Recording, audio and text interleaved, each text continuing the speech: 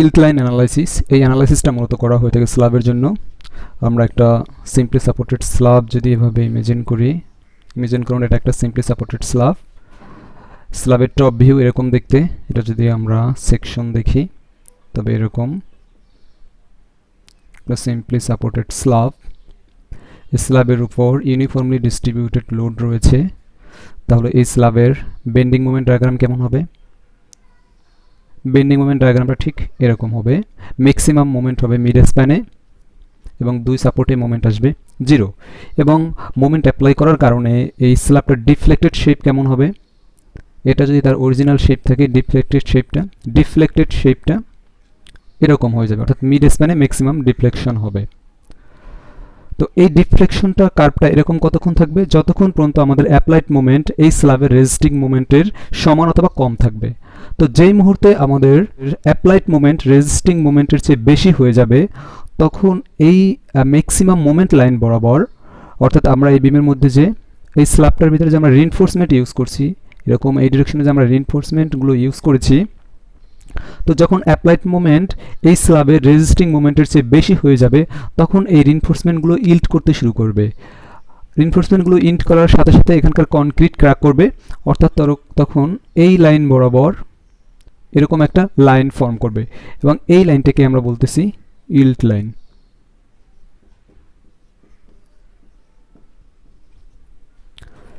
এই লাইনটি হচ্ছে তাহলে ইল্ট লাইন। এবং তখন বিমের ডিফ্লেক্টেড শেপটা কেমন হয়ে যাবে? তখন এই স্ল্যাবের ডিফ্লেক্টেড শেপটা আর কার্ভের মতো থাকবে না, তখন এই অংশটুকু এরকম স্ট্রেট হয়ে যাবে এবং এখানে একটা হিঞ্জ ফর্ম করবে এবং এই অংশটুকু এরকম হয়ে যাবে। অর্থাৎ এই দুইটা সেগমেন্ট আলাদা হয়ে যাবে এবং এই সেগমেন্ট দুইটা রিজিড বডি হিসেবে কাজ করবে। এটা একটা আলাদা রিজিড সেকশন হিসেবে কাজ করবে, এটা একটা আলাদা রিজিড সেকশন হিসেবে কাজ করবে। এবং এই ইল্ট লাইন বরাবর, অর্থাৎ এই লাইন বরাবর এখানে একটা হিঞ্জ ফর্ম করবে। এই হিঞ্জ বরাবর, অর্থাৎ এই লাইন বরাবর এই সেগমেন্টটুকু, স্ল্যাবের এই সেগমেন্ট এবং এই সেগমেন্ট রোটেট করতে পারবে। তবে রোটেট করতে পারলেও এখানে কিছু একটা সার্টেন মোমেন্ট রেজিস্ট্যান্স থাকবে, এবং এটার সাপেক্ষে রোটেট করতে পারবে। সেই সার্টেন মোমেন্ট রেজিস্ট্যান্সটা বোঝার জন্য আমি যদি একটা এক্সাম্পলের কথা বলি, আমার নর্মাল যে হিঞ্জগুলো রয়েছে, নর্মালি যেটাকে আমরা হিঞ্জ সাপোর্ট হিসেবে দেখি, এই হিঞ্জ সাপোর্টে কিন্তু জিরো রেস্ট্রেন্ট, এখানে কোনো ধরনের মোমেন্ট আসবে না। কিন্তু আমাদের এই স্ল্যাবে যে এখানে যে হিঞ্জ ফর্ম করলো ইল্ট লাইনের কারণে, এই হিঞ্জ বরাবর আমাদের এই মেম্বারটা রোটেট করতে পারবে, কিন্তু এখানে একটা সার্টেন অ্যামাউন্ট রেজিস্ট্যান্স রয়েছে। সেই রেজিস্ট্যান্সের মানটা হচ্ছে এই স্ল্যাবের ক্রস সেকশনের মোমেন্ট রেজিস্ট্যান্সের সমান। অর্থাৎ আমরা যদি আমাদের সিম্পলি দরজার কথা চিন্তা করি, আমাদের দরজাকে ধাক্কা দিলে সেটা ঘুরে যায়, সেটা হচ্ছে এই হিঞ্জ সাপোর্ট। এবং যদি আমরা শপিং মলের যে গ্লাস ডোরগুলো রয়েছে, সেগুলোকে ধাক্কা দিলেও খুলে বা সেগুলো রোটেট করে, কিন্তু সেখানে আমাদের একটা ফোর্স অ্যাপ্লাই করতে হয়। তার মানে এই পয়েন্টটাতে একটা মোমেন্ট রেজিস্ট করে, তারপর আমাদের এই সেকশনটা রোটেট করে। তো এই যে একটা সার্টেন অ্যামাউন্ট এখানে রেজিস্ট করে, সেটাকে আমরা বলতেছি কনস্ট্যান্ট রেজিস্ট্যান্স বা সার্টেন রেজিস্ট্যান্স। ওকে, এটা আমরা একটা সিম্পলি সাপোর্টেড বিমের ইল্ট লাইন অ্যানালাইসিস দেখলাম। অর্থাৎ সিম্পলি সাপোর্টেড বিমের একদম মিড পয়েন্টে সর্বোচ্চ মোমেন্ট তৈরি হবে এবং শুধু এই বরাবরই একটা ইল্ট লাইন ফর্ম করবে। এবং এই ইল্ট লাইনটা আমাদের এই যে দুইটা সাপোর্ট রয়েছে, সাপোর্টগুলোকে আমরা এভাবে ডটেড লাইন ধরে দেখাইতে পারি, এই সাপোর্টের প্যারালালই হবে। এখন যদি আমরা একটা ফিক্স সাপোর্টেড স্ল্যাব ইমেজিন করি, একটা ফিক্স সাপোর্টেড স্ল্যাব, দুই পাশে ফিক্স সাপোর্ট রয়েছে, অর্থাৎ সেকশন যদি দেখি এরকম মনে হবে, এরকম দেখা যাবে।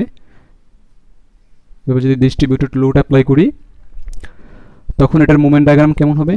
এখন যদি দুই পাশে ফিক্স সাপোর্ট রয়েছে, শুধু দুই সাপোর্টেই কিছু মোমেন্ট তৈরি হবে এবং সেই মোমেন্টটা হবে নেগেটিভ মোমেন্ট। অর্থাৎ বেন্ডিং মোমেন্ট ডায়াগ্রামটা যদি আমরা ড্র করি, সেটা অনেকটা এরকম হবে। তো দুই সাপোর্টে নেগেটিভ মোমেন্ট আসতেছে এবং মিড স্প্যানে পজিটিভ মোমেন্ট তৈরি হচ্ছে। এই নেগেটিভ মোমেন্টটাকে আমরা মাইনাস এম বলি, এটাকে আমরা প্লাস এম দ্বারা প্রকাশ করি। তবে এই প্লাস এমটা সাধারণত আমাদের যে নেগেটিভ বেন্ডিং মোমেন্ট তার অর্ধেক হয়ে থাকে। অর্থাৎ আমরা যদি লোড অ্যাপ্লাই করি, তবে সাপোর্টে যে নেগেটিভ মোমেন্ট তৈরি হবে তার অর্ধেক পরিমাণ মোমেন্ট তৈরি হয় মিড স্প্যানে পজিটিভ মোমেন্ট।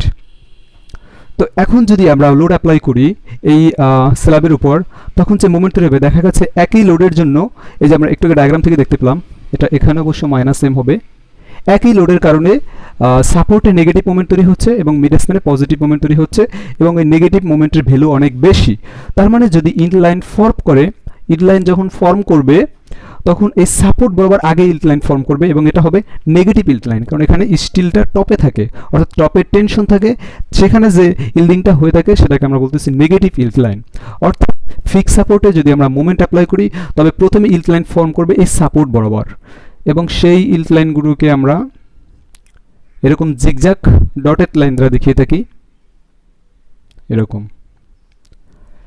তো এরপর যখন আমরা আরও লোড অ্যাপ্লাই করব তখন এই যে সাপোর্টটা সে একটা কনস্ট্যান্ট রেজিস্ট্যান্স দিবে কিন্তু এর এক্সট্রা কোনো লোড দিবে না, তখন বাকি মোমেন্টটা মিড স্প্যান রেজিস্ট করতে থাকবে।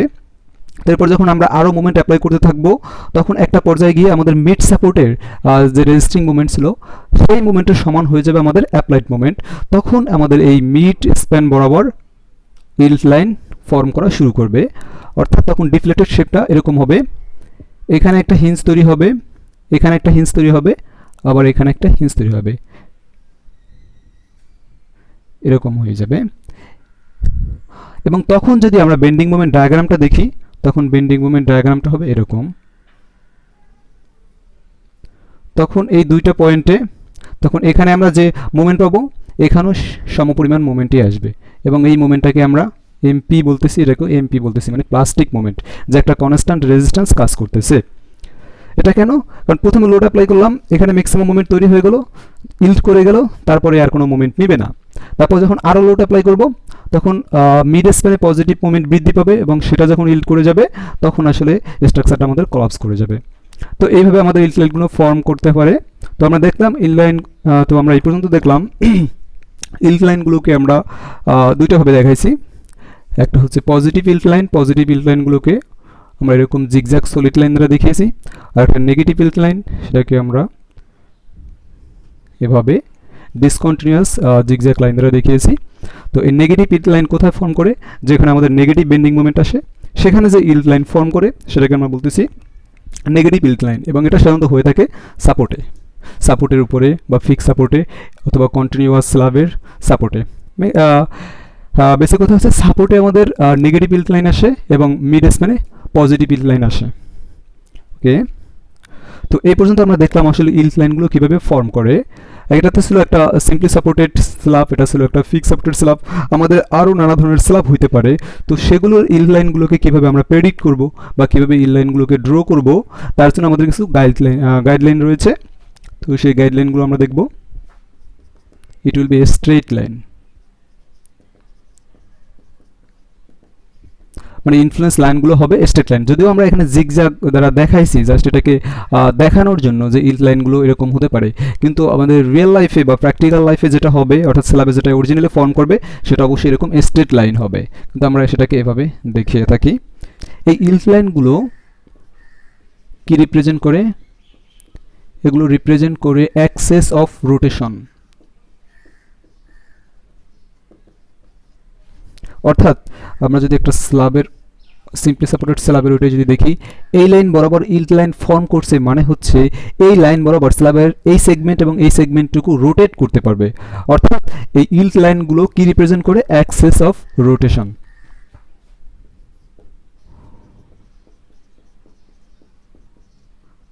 Supports also represent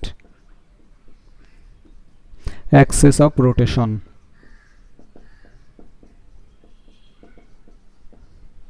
এখন সেই সাপোর্টটা যদি আমাদের সিম্পলি সাপোর্ট হয়ে থাকে তবে এখানে জিরো রিঅ্যাস্টেন্ট আসবে, অর্থাৎ এখানে কোনো রেজিস্টিং মোমেন্ট থাকবে না। আর এটা যদি ফিক্স সাপোর্ট হয় তবে সেখানে একটা কনস্ট্যান্ট রেজিস্টিং মোমেন্ট থাকবে। মানে এটার কথা যদি বলি, এখানে কোনো প্লাস্টিক অর্থাৎ এখানে কোনো রেজিস্টিং মোমেন্ট থাকবে না, এমপি ইকুয়াল টু 0 বলতে পারি। কিন্তু এটা যদি একটা ফিক্স সাপোর্ট হয়ে থাকে তবে এখানে একটা কনস্ট্যান্ট রেজিস্টিং মোমেন্ট থাকবে বা প্লাস্টিক মোমেন্ট থাকবে। সব রোটেশনগুলো axis of rotation pass over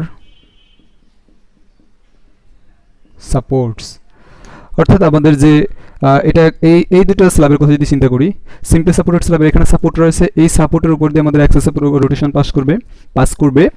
অথবা যদি আমাদের কোনো কলাম সাপোর্ট থাকে সাপোজ এরকম একটা আমাদের স্ল্যাব রয়েছে, এখানে এটা একটা কলাম সাপোর্ট রয়েছে, তবে আমাদের অ্যাক্সিস অফ রোটেশন এই বরাবর পাস করতে পারে অথবা এই বরাবর পাস করতে পারবে, অর্থাৎ সাপোর্টের উপর দিয়ে পাস করবে। সেটা আমাদের রিইনফোর্সমেন্টের ভেরিয়েশনের উপর ডিপেন্ড করবে আসলে ডিরেকশনটা কোন দিকে হবে।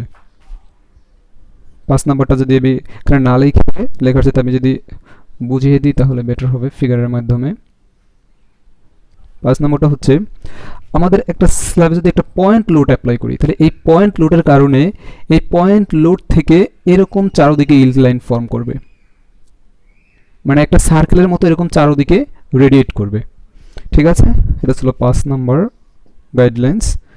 6 নম্বর গাইডলাইনটা হচ্ছে এরকম যদি আমাদের একটা স্ল্যাব সেগমেন্ট থাকে, তবে এই পাশে যদি সাপোর্ট থাকে, আমরা ধরে নিচ্ছি এই পাশে সাপোর্ট আছে, এই পাশে সাপোর্ট আছে, তবে এই সাপোর্ট বরাবর আমাদের একটা অ্যাক্সিস অফ রোটেশন হবে, আবার এই সাপোর্ট বরাবর একটা অ্যাক্সিস অফ রোটেশন হবে।